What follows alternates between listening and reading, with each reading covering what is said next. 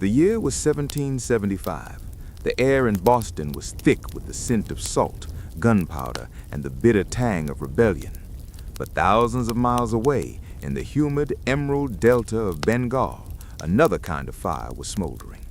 This is the story of Zain Ali, a master shipbuilder from Chittagong, and Silas Vance, a disillusioned merchant from Salem, Massachusetts. Their lives were destined to collide in a world being torn apart by the British Crown.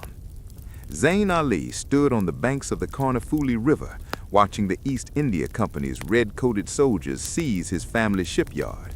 For generations, the Ali family had built the sturdiest dhows that sailed to the Spice Islands. Now they were being forced to build warships for the very men who had turned their fertile rice fields into desolate indigo plantations. Zain was young, his skin bronzed by the sun and his hands calloused by cedar and teak, but his heart was heavy with a rage that transcended his years. Across the Atlantic, Silas Vance sat in a dimly lit tavern near the Long Wharf. The Sons of Liberty were whispering in the corners, their eyes reflecting the flickering candlelight.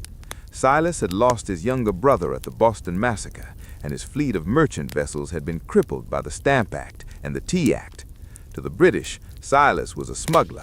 To his countrymen, he was a patriot. But to himself, he was a man who simply wanted to sail without a king's shadow over his deck. The connection began when the British Admiralty commissioned a secret vessel, a hybrid ship. They wanted the speed of an American schooner, combined with the shallow draft durability of a Bengali river galley. They brought Zain Ali to London as a consultant, which was merely a polite term for a prisoner with a talent.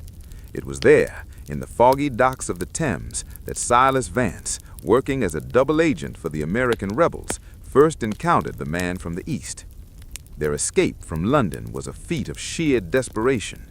Silas had been tasked with stealing the blueprints of the new British naval engine, but when he saw Zain being beaten by a drunken sergeant, he realized the man was more valuable than the paper. They fled on a moonless night, boarding a stolen sloop and heading into the North Atlantic. Two men who couldn't speak a word of each other's language were now bound by a single enemy. As they crossed the Atlantic toward the rebellious colonies, Zain began to learn English. He told Silas about the Great Famine of 1770 in Bengal, how 10 million people had perished while the East India Company filled its warehouses with grain for export. Silas, in turn, explained the concept of no taxation without representation. Zain laughed bitterly when he understood. Bengal had been taxed into the grave without a single voice in the halls of Westminster. They arrived in Philadelphia just as the Continental Congress was debating the Declaration of Independence. Zain Ali, the man from Chittagong, found himself in the company of Thomas Jefferson and Benjamin Franklin.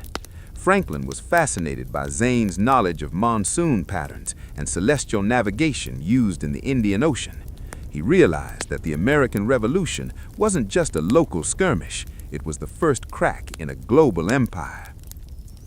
Zain was commissioned to help build the first true American frigates. He introduced the use of Malabar teak-style reinforcement to the white oak hulls, making the ships nearly impervious to standard British cannonballs. He became known as the Navigator of the East, but his mind was always on the motherland he left behind. He made a pact with Silas. Once the colonies were free, they would take the fight back to the Indian Ocean. The war raged on. Zain fought at the Battle of Trenton, shivering in the snow, a climate his body was never meant to endure. He saw Washington cross the Delaware and felt the same chilling resolve he had seen in the eyes of the Sannyasi rebels in the hills of Bengal. Silas and Zain became a legendary duo on the privateer ship, the Crimson Monsoon. They hunted British supply lines, capturing shipments of silk and saltpeter intended for the redcoats, and redirected them to the Continental Army. By 1781, at the Siege of Yorktown, Zain Ali stood on the ramparts. As General Cornwallis surrendered his sword, Zain felt a hollow victory. He knew this same Cornwallis would later be sent to India to tighten the noose around Bengal as Governor General. The serpent was losing its tail in America, but its head was growing stronger in Asia. After the Treaty of Paris was signed in 1783, Silas Vance was a wealthy man, a hero of the new republic. But he remembered his promise. He sold his estate in Salem and outfitted a massive warship, the Independence. He gathered a crew of veterans, men who had nothing left to lose, and turned the bow toward the Cape of Good Hope. The journey back to Bengal was a descent into a different kind of hell. The Indian Ocean was swarming with pirates and company frigates. Zane led them through secret channels in the Maldives and around the treacherous currents of the Andaman Sea. When they finally reached the mouth of the Ganges, Zane didn't recognize his home. The smoke of burning villages lined the horizon. The company's permanent settlement had turned his people into serfs on their own land. Zane and Silas began a shadow war, using the tactics they learned from the American woods, ambushes, hit-and-run strikes, and psychological warfare. They began liberating the indigo factories. The British were baffled. They expected barefoot peasants with bamboo poles. Instead, they were facing disciplined marksmen using American-made Kentucky long rifles.